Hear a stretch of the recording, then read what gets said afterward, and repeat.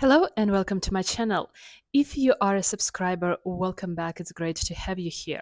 Today, I want to share 8 of my best tips for shopping luxury online. Now, of course, these tips can work for any type of online shopping, but I specifically wanted to focus on luxury. Over the years, I have been making a lot of luxury purchases online, so I want to share these tips with you in order to help you elevate your luxury shopping game. My tip number one is check fabric composition of the items. Now, I have spoken extensively about fabric composition in this video right here, where I talk about 5 questions to ask before purchasing designer ready to wear. But I want to mention fabric composition one more time here because it is just so important when we shop online. When we shop online, we cannot touch and feel the item, so we really have to use all of the information that is given to us, including information about the fabric composition. And I would really keep in mind 3 key things. First of all, natural fabric is always better than synthetic or man-made fabric. Second, I would like to make sure that the item that I'm buying and the fabric that is made out of is actually suitable for the purpose of the item.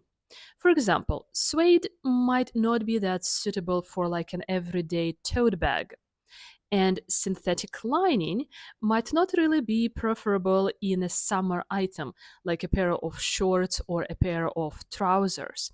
And wool as well, might not be something that is suitable for warmer months either. And the third point I would really remember is how that particular fabric makes me feel. For example, I know that I think wool can be very, very itchy unless it actually has some percentage of cashmere in it.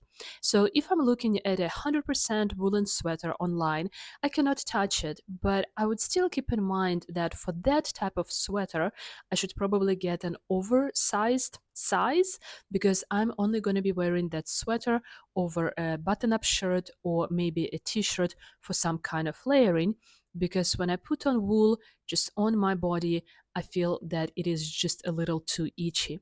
So basically, when shopping online, keep in mind the fabric composition of items. By the way, my name is Lisa and I'm your guide to savvy luxury shopping no matter where in the world you are. Subscribe to my channel to learn more about strategic luxury shopping with the emphasis on quality and timelessness of your items. Tip number 2, overcome the sizing dilemma. That's probably one of the most difficult elements when we shop online. We cannot try on an item and choosing a size becomes very difficult. Now, in a perfect world, you could order like 3 different sizes, try everything on at home, and then return the sizes that do not fit. However, there could be additional costs associated with such returns, and I will speak about that later in this video. So, what can we do instead? Well, I have 5 key suggestions. Number 1, obviously, try to go to the store, try on the item, and then make the purchase online. For example, if the price online is actually better. If a boutique is not available nearby, I often end up buying items from the same designers and luxury houses with whose sizing I'm already familiar, even though, even in that case, sometimes sizes actually differ. I would also always look at the measurements of the item and also measurements of the model to then, figure out which size is going to fit me better. Also, I would suggest that if the website has such an option, use a sizing calculator. I'm going to put an example here on the screen, but basically on some websites, you can enter some of your information, maybe the sizes that you wear from different designers, how you like your items to fit, and then the calculator will actually give you a suggested size. And the last point, kind of if everything else actually fails, order one size larger, right? Because if you get something that is a little bit too large, it can usually be altered. But if you get something that's too small, there is very little that any tailor can actually do. So, my tip number 2 is overcome the sizing dilemma. My tip number three is keep extensive wish lists. I would suggest that you stay organized and keep extensive wish lists on the websites where you usually shop. I find this very helpful because it stops me from aimlessly browsing and looking for some kind of random things on sale for which I wouldn't pay a full price. Also, a lot of online retailers would actually send you a notification when the price of a certain item in your wish list drops, so you can actually buy that item before anybody else does. And also, I find wish lists to be really good for price comparison across different websites. So, to be honest, over the years, I have not really found a price comparison tool that actually works for me. If you do use a price comparison tool for your online shopping, please share in the comments below because I would find that information to be very, very useful. But for the time being, what I actually do is I find, the same or similar items on different websites and with different retailers, and then I basically compare the prices through, comprising my wish lists. So my tip number three is be organized and keep an organized wish lists with key retailers where you shop. My tip number four is sign up with loyalty programs. Now, especially nowadays, the benefits of those programs are really different, but I like to sign up, for the same reason that I create a wish list, because I like to make sure that my shopping is organized. So when I'm signed up with the loyalty program, it helps me to keep track of my orders and of my returns. If I actually have any, I'm able to compile a wish list. I can also mark my favorite designers and perhaps pre-select my sizes for shoes and ready to wear. So it kind of makes the entire shopping experience much smoother. Plus, I'm getting emails and email alerts about upcoming sales, upcoming launches. So if something is coming up that I'm interested in, I'm sort of one of the first people to know. Plus, it is also nice to accumulate points and get some kind of benefits. And if you want, I can actually film a separate video where I can compare some of the benefits from the key loyalty programs on the different websites where I shop a lot. So, tip number four, sign up with the loyalty programs. Tip number five, be familiar with shipping and returns policy. Now, that's a very important one, especially if you may be living outside US, EU, or some of the major countries where you might have to pay duties if you actually purchase something online. In that case, if you decide to return the item, the duties, customs duties, are actually non-refundable. And of course, there could always be shipping costs associated with returning items as well. So it is super important to be familiar with all of that stuff before you make a decision to purchase an item. By the way, right now, I'm actually residing outside of the European Union. So when I purchase something, I normally have to pay customs duty. So obviously, this is something that I have to take into account when I make decisions. For this reason, for example, I like looking at websites that would pre-calculate customs duties for me so that I can actually make a very informed decision about purchasing. So a good example for me here is actually ShopBob. When I shop there, when I shop on ShopBob, they actually have this ability to calculate customs in advance, and then you pay for customs together with the overall payment for the item and for the shipping costs.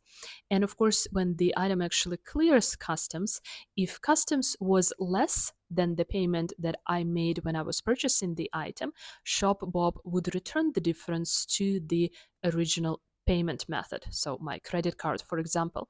For this reason, I find the website like ShopBob to be actually really quite convenient when I'm residing outside of the European Union or when I'm not in the United States and I decide to purchase something online. So the overall message here is be super familiar with shipping, returns, and any tax, customs related costs that might be associated with your shopping. My tip number six is research the seller in advance.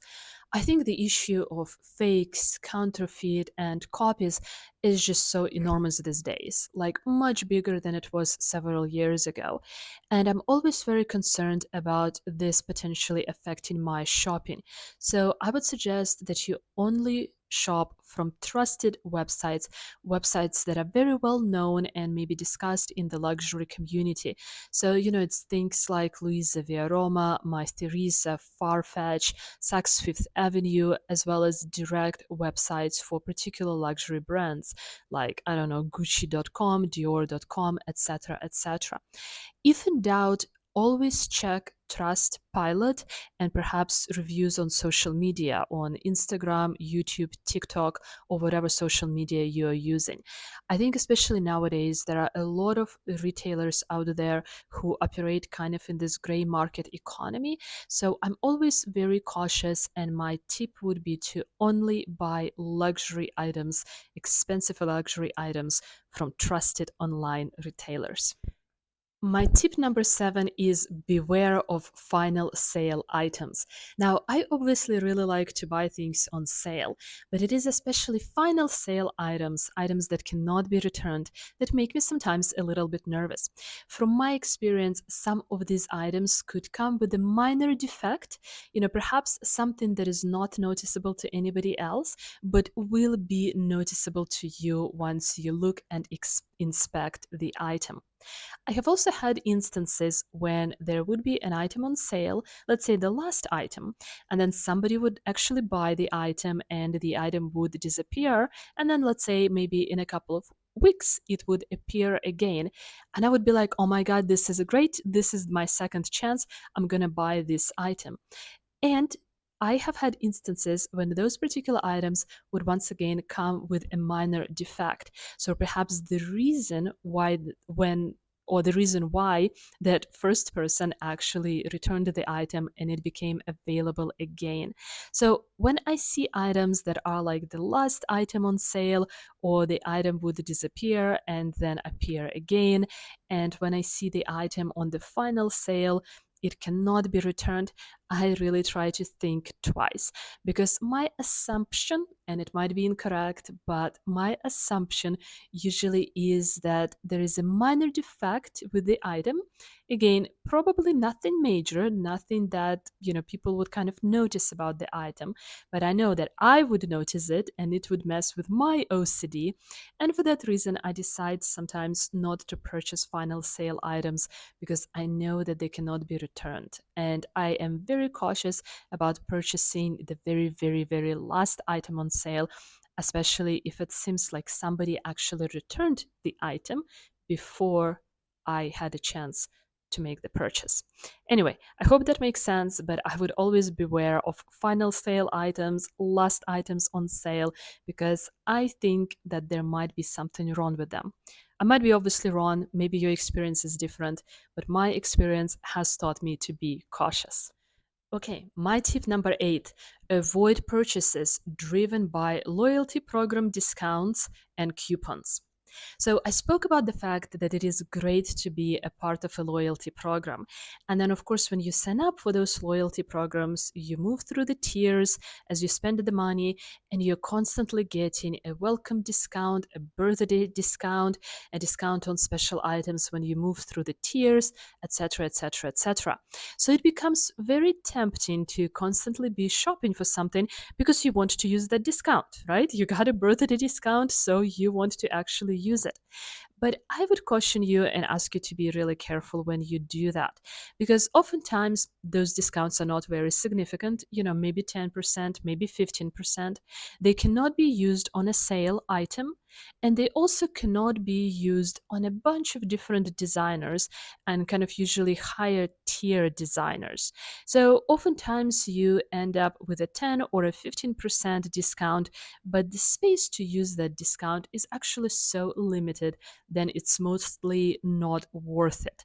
So I would suggest that you just keep your money and then spend your money on something that you really like, that you really want, or alternatively, maybe on that same item, but when it goes on a substantial sale, when it gets to the 70 or the 80 or the 60 or whatever percent off. I think that a lot of loyalty programs send out a lot of smaller discounts to kind of keep us shopping. But at the end of the day, a lot of those discounts are actually not worth it. I recently got my discount, my birthday discount for Farfetch.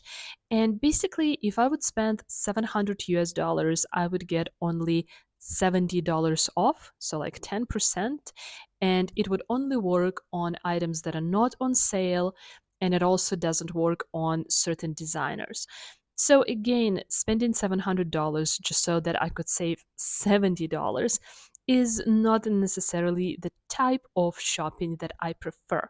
Therefore, I would really ask you to be cautious and not purchase something just because you received some type of a discount from the loyalty program that you're participating in.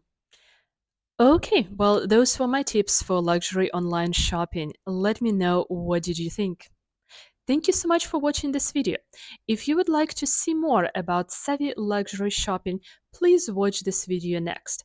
In this video, I talk about 5 key questions that you should ask yourself before buying designer ready to wear. But for now, thank you so much for being here. Take care and bye bye.